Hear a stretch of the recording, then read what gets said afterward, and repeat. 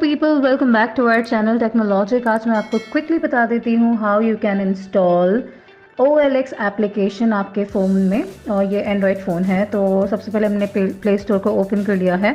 आपका यहाँ पे सर्च पैनल है, वहाँ पे आप टैप करेंगे और वहाँ पे आपको टाइप करना है OLX और वहीं पे आपको दिख जाएगा ये application. Always before installing please go through the review मुझे देखने हैं। ऐप सपोर्ट आप देख लीजिए, 4.2 इसका अच्छा रिव्यू है। और उसके बाद आपको website, email, privacy policy, everything, अगर आप कन्विंस हो चुके हैं तो प्लीज़ इंस्टॉल पे क्लिक कर लीजिए और उसके बाद ये ऐप आपके फ़ोन में इंस्टॉल हो जाएगा। प्लीज़ कमेंट करके मुझे बताइए कितने लोग यूज़ कर रहे हैं और कितना आपको बेनिफिट क्या है। होप आपको ये वीडियो अच्छी लगी होगी। Do like, share, subscribe to our channel Technologic. Stay tuned, bye bye.